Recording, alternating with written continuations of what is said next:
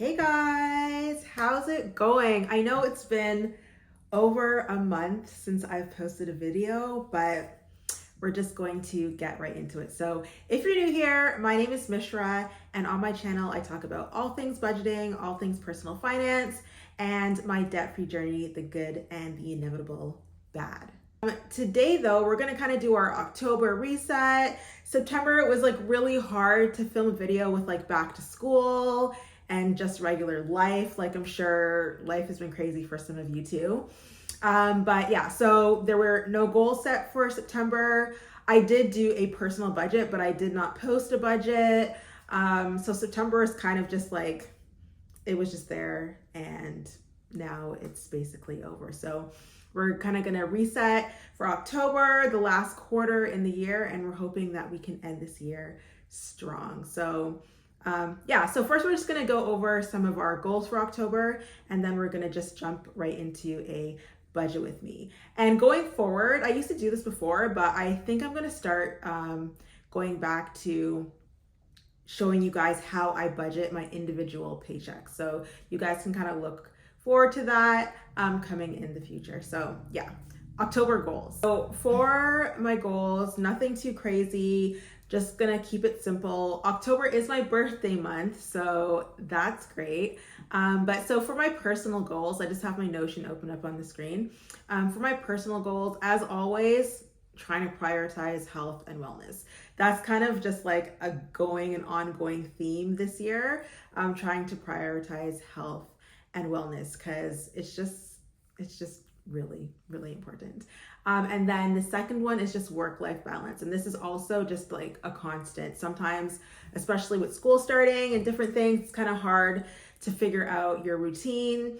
But I think that we're kind of back into a routine now that school's been in for almost a month. So hopefully in October, we can just kind of continue with that. So balancing work. And when I say work, I don't mean like my 9 to 5, or I don't work a 9 to 5. I work a 7:30 to 5:30. But I mean like after my 9 to 5, I have like side work that I do. So balancing that with like everyday kind of like family life. So that's what I talk about when I'm saying work-life balance. And then social media. So obviously in September, that was not even a thing. I did have a goal to reach 300 subscribers, which I did do. And then I lost like a couple because I obviously wasn't posting any videos. So I did do that, but I just want to, get back on the wagon, be consistent, post at least one video per week. And this should be easier for me to do because my kids are back in school. So I don't work on Fridays. So Friday morning is just like the perfect time for me to be able to just sit down and film a video with no interruptions. So we'll see. And then YouTube Shorts. I would like to kind of engage a little bit more with YouTube Shorts. But really we'll see how that goes because I don't know, it's just not that easy. And then for financial, so I just have one goal, nothing too crazy. I just want to focus on saving money. So now that like our debt is kind of settled, and like when I finally do a debt update video, you'll kind of know more what I'm talking about, but just kind of like our payments to our debt and stuff like that has more settled. I do want to focus on putting aside some more money for saving for different things that we have coming up in the future, different personal expenses, and then also just, building an emergency fund, and yeah, just focusing more on, and not even just that, because I do have money that's set aside that goes into emergency fund, but I would like to, at this point, not to be able to have to go back and dip into it, like kind of like putting that money aside and not touching it. So yeah, just a focus on saving. So yeah, those are basically the goals for October. I just want to kind of like enjoy myself this month. It's my birthday month, and I've taken a whole week off of work at the end of the month surrounding my birthday. So yeah, it's just kind of relax, prioritize myself.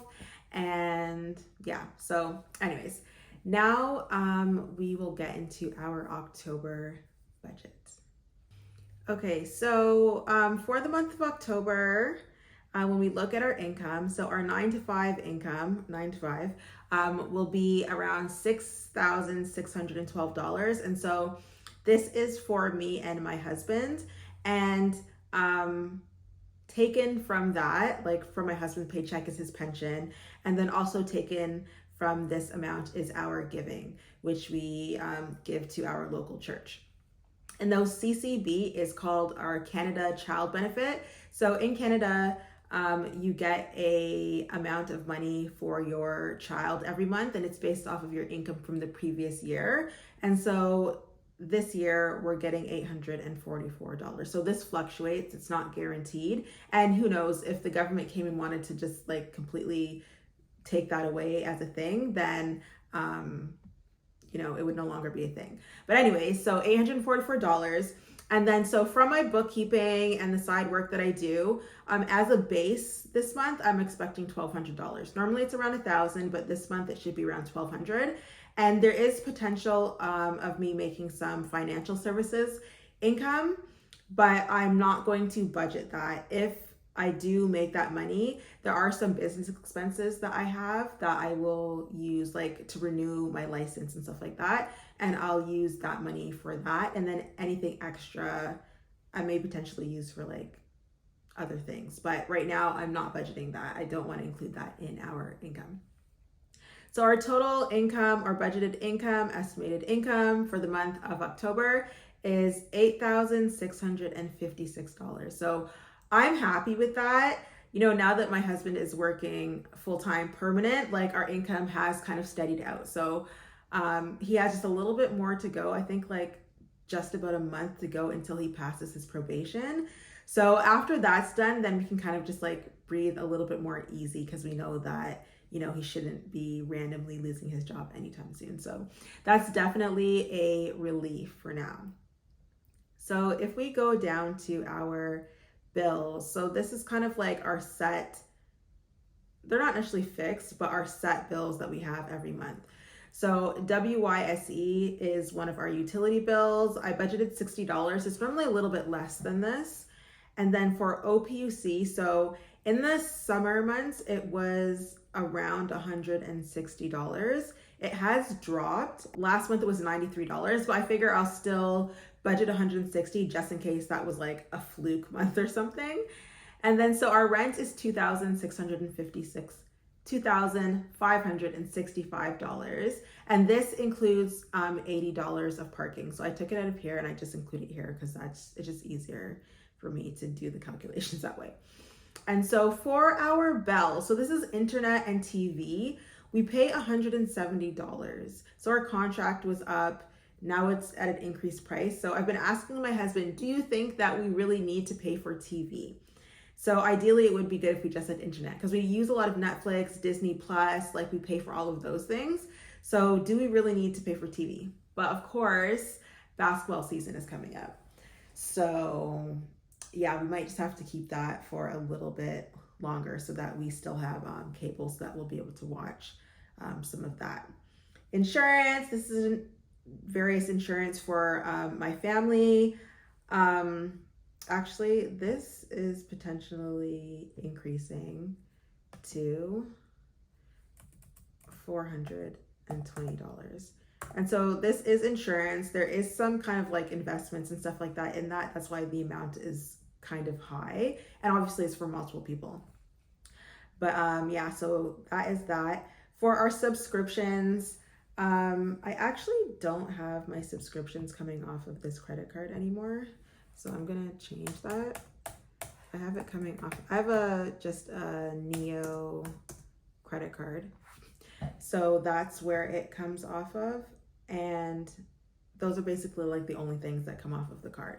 So $250. So this includes my QuickBooks, which is about $115. So that's the bulk of it. And then also like Dropbox, and then Netflix, Spotify, like all of those other subscriptions. I definitely think I do have to do a subscription audit, because I mean, this is kind of a lot of money, $250 But the thing is, we actually use them. So it's not like we don't use them and we're wasting them. So I'll definitely have to do like an audit to see, yeah, if we can kind of improve when it comes to our subscriptions. And so State Farm, this is actually called Desjardins. They changed their name so long ago, but I never changed it. So it's actually $220. And so that's just like car insurance. We do have a little bit of life insurance in there too. And then TELUS. So that's our cell phone. We pay for three cell phones, me, my husband, and my daughter. But hers is just like between $20 and $30. And then we also pay for a smartwatch. And this amount last month actually was high because we got a new phone. So it's actually $800. But this month I'm hoping that, yeah, if it can be under $350, ideally, if it could even be under $300, that'd be even better. But I'm just gonna leave it at $350. And so if we just go over to our debt payments, so I've kind of have this blocked out still because everything hasn't been fully kind of like settled with the debt. So when I do my debt update, you will see kind of what I'm talking about, like when it comes to our car and all that type of stuff.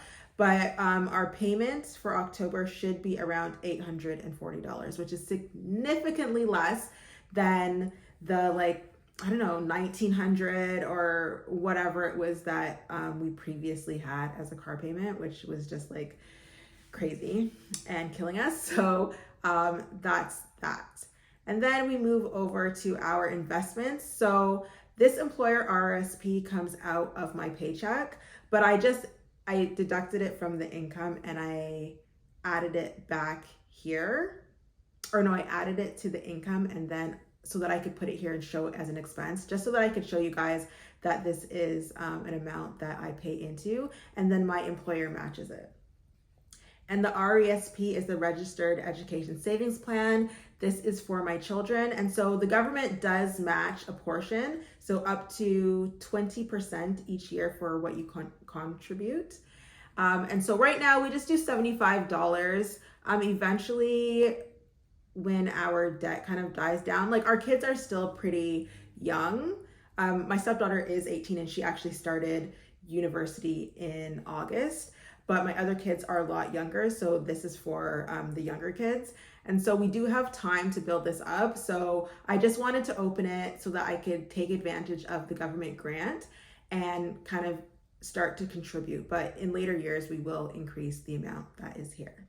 So that is the investment portion. And then now we'll go on to our variable bills. So if we go up to the top here and we just look so far at kind of like what this looks like. So we do a zero-based budget. At the end, this will be zero. And not that we necessarily use every single dollar. There might be money left over, but it's just to kind of account for where our money is going. And so we still have $2,973 to budget, which I think is good. Okay, so for groceries, we always budget, or not always, but we increased our budget to $800. So that's that. Dining out, ideally we've been really good. Like we haven't been doing Uber Eats.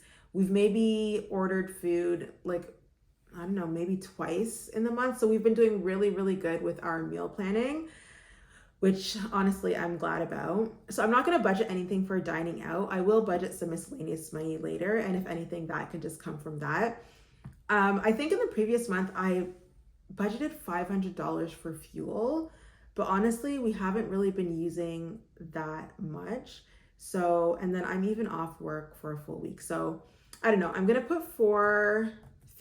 Ideally, we do just kind of like $100 a week and we just fill up the tank, which it costs about $80 to fill the tank, and that's it. And then, so I'm just gonna skip down to pets because I know that we always budget $400 for this. And then, so when we look up here, we still have $1,300 left. So I know for personal, we do have our personal expense. So going forward, there will be some expenses that are kind of personal expenses that I won't be sharing. I will share the amount budgeted and also expenses for our kids. And so that will also be budgeted, but I won't share specifically like what that is for.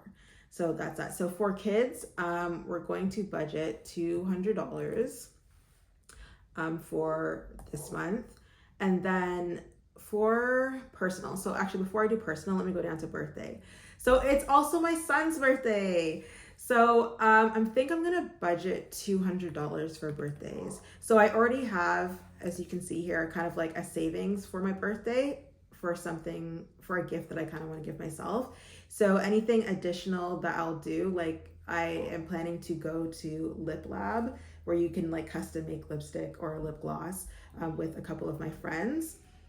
So yeah, so I'm gonna do that. So I'm gonna budget $200, and I'm not sure what I'm gonna do for my son yet, but it's honestly probably not gonna be anything big. So okay, $923. So I'm going to miscellaneous. Normally I put $200, but because we do have birthdays coming up, I'm going to budget $300. Cairo, can you please wait? All right. So I'm gonna budget $300. I think that's pretty good. And so we have $623 left over. And so for this personal expense, which I can actually, you know what I'm gonna do? I'm gonna put a personal sinking fund, because the expense that I would put here for personal is actually something that we're saving money towards, and then we'll use it at a certain point in time. So ideally, if we could do about, I don't know, $300, that would be ideal. And then, you know what? I'm also going to put a kids one there. And similarly, I'm probably gonna do $300 here. If I could do that, that would actually be amazing. And then I'm just gonna add this extra $23 to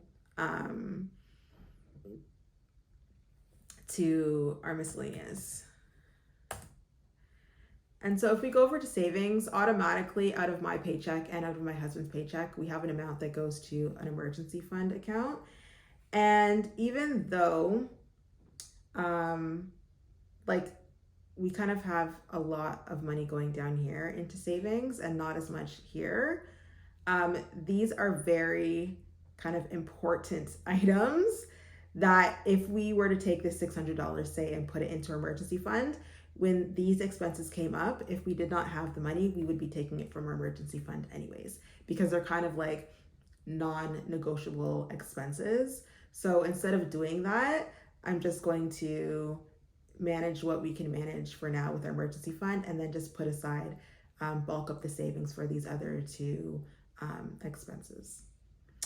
And yeah, so here now we've got our zero-based budget for October. So I'm actually kind of excited. Like, I know for a long time we've kind of had a reduced income. We've had like a mountain of debt, especially like our minimum payments were really high.